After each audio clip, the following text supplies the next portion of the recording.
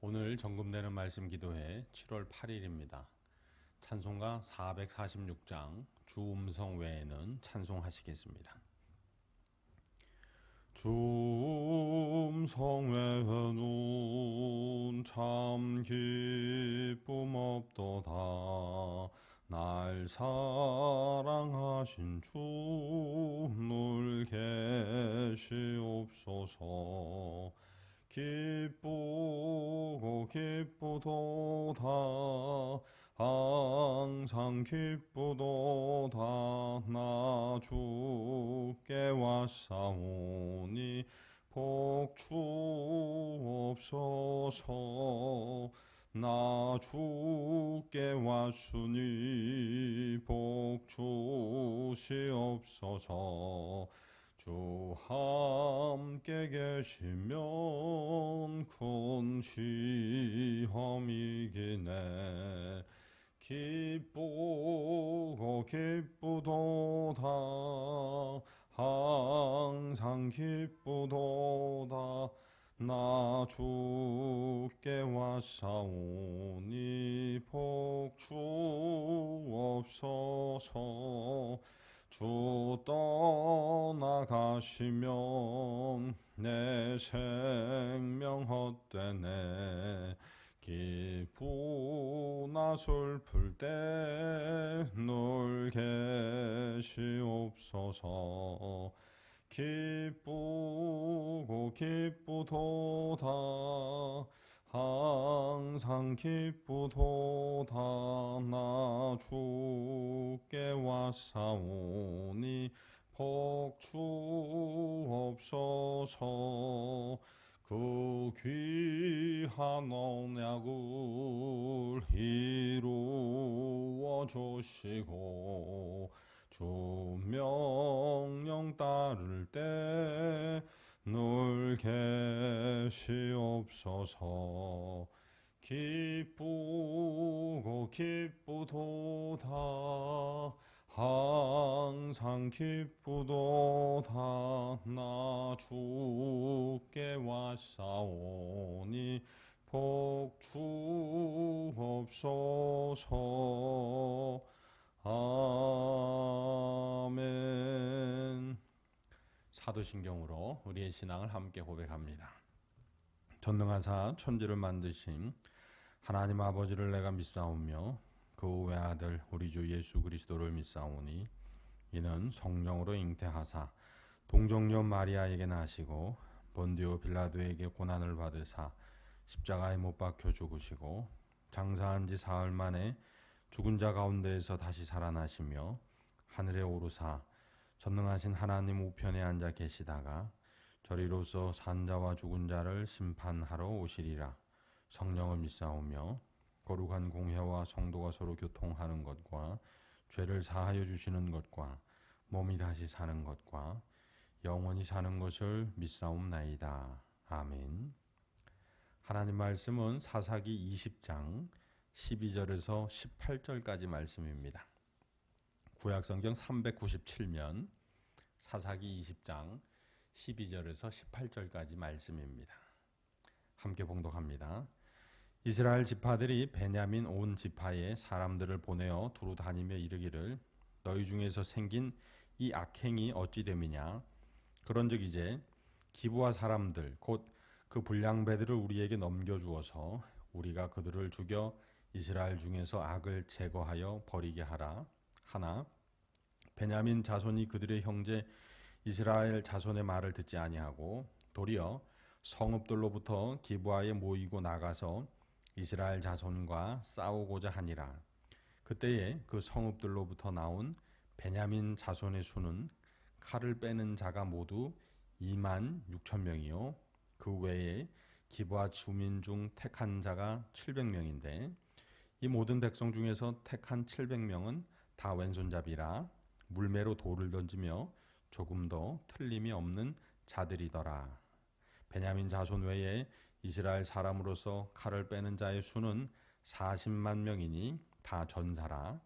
이스라엘 자손이 일어나 베델에 올라가서 하나님께 여쭈어 이르되 우리 중에 누가 먼저 올라가서 베냐민 자손과 싸우리까 하니 여호와께서 말씀하시되 유다가 먼저 갈지니라 하시니라. 아멘. 할렐루야. 네, 오늘 말씀은 베냐민의 소견에 관한 말씀입니다. 어제 이어서 이 레위인이 첩이 베냐민 기브아의 불량배들에게 집단 성폭행을 당합니다. 그리고 결국 죽게 됩니다. 이것을 이스라엘 각 지파에 알리고자 그 첩의 시신을 12덩이로 나누어서 각 지파에게 이 소식을 알립니다. 그리고 이스라엘 모든 지파들이 이 소식을 듣고 분개하며 이 베냐민 지파에 요청을 합니다. 악행을 행한 그 불량배들을 우리에게 내어주라는 겁니다. 그래서 우리가 그들을 죽여서 더 이상 이런 악행들이 우리 사이에 일어나지 않게 하겠다라고 제안을 하죠. 그랬는데 여기서 베냐민 지파의 소견이 나옵니다. 불량배들을 감싸면서 그리고 한 걸음 더 나아가 도리어 적반하장을 합니다. 우리가 너희와 전쟁을 할 것이라고 말을 합니다. 선포를 해요. 그래서 이제 베냐민 지파를 제외한 이스라엘 온 지파가 다 모여서 베냐민 지파와의 전쟁에 임하게 되는 것이 오늘 말씀입니다. 전사 40만이 모였습니다. 이에 비해서 베냐민 지파 사람들은 전사가 2만 6천입니다. 그리고 왼손잡이로 물론 다 백발백중 명중시키는 물맷돌 실력을 가진 자가 700명인데 그래봤자 26,700명 밖에 되지 않았습니다. 반면에 이스라엘 온 지파가 모인 사람들은 전사가 40만이라는 겁니다. 몇 배 차이예요? 거의 20배, 15배 이상 차이 나는 그러한 병력 수준입니다.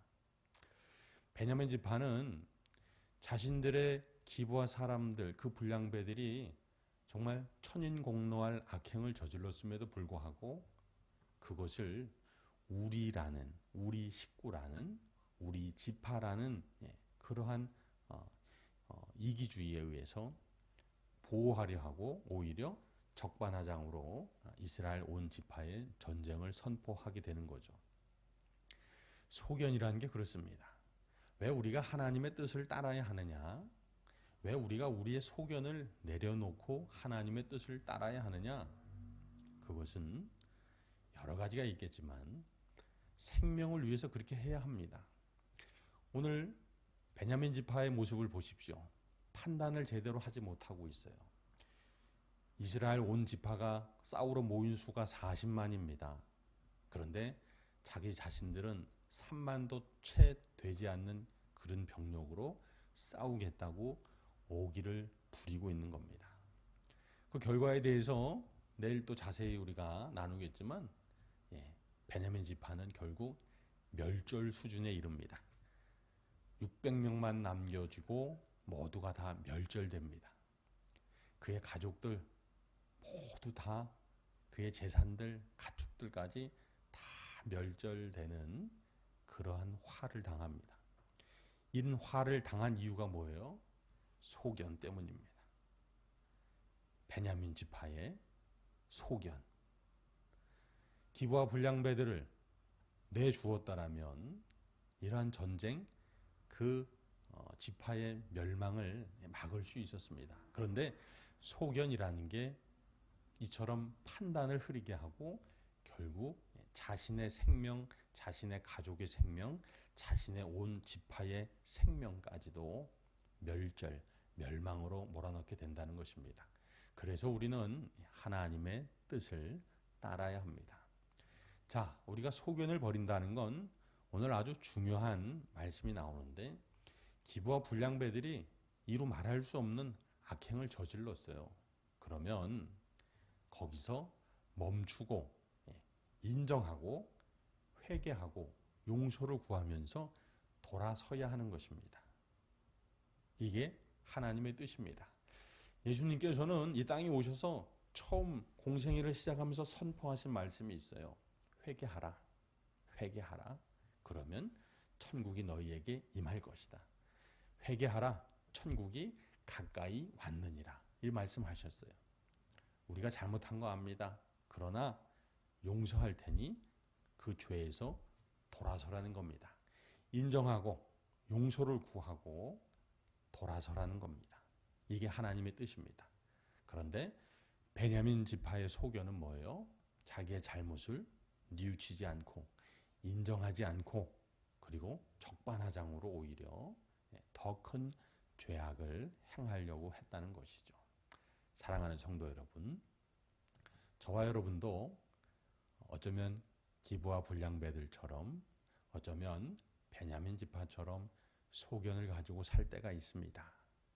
그러나 우리가 의지하고 순종해야 할 것은 하나님의 뜻임을 기억하시면서 내 생명을 위해서, 내 가족의 생명을 위해서, 또한 내 가문의 생명을 위해서도 하나님의 뜻을 따르고 순종하는 삶을 선택하시기를 주님의 이름으로 축복합니다. 기도하시겠습니다. 거룩하신 하나님 아버지, 오늘 말씀을 통해 베냐민 지파의 소견이 얼마나 그릇된 판단을 하고 그 그릇된 판단으로 인해서 가정과 가문, 지파가 모두 멸망당할 수 있음을 알게 하시니 감사합니다. 날마다 내 소견 내려놓고 하나님의 뜻 쫓게 하옵소서. 날마다 하나님 아버지 앞에 내 연약함, 내 죄를 회개하고 돌아서서 하나님의 용서, 하나님의 은혜에 살게 하여 주시옵소서. 무덥고 습한 이 날씨 가운데에도 건강과 안전 허락하여 주시기 원합니다. 주님께서 붙드시고 인도하시사 찬송 받으시고 영광 받아 주옵소서. 감사하며 우리 구주 예수 그리스도의 이름으로 기도드립니다. 아멘. 하늘에 계신 우리 아버지여, 이름이 거룩히 여김을 받으시오며 나라가 임하시오며 뜻이 하늘에서 이루어진 것 같이 땅에서도 이루어지이다. 오늘 우리에게 일용할 양식을 주시옵고 우리가 우리에게 죄 지은 자를 사하여 준 것 같이 우리 죄를 사하여 주시옵고 우리를 시험에 들게 하지 마시옵고 다만 악에서 구하시옵소서. 나라와 권세와 영광이 아버지께 영원히 있사옵나이다. 아멘.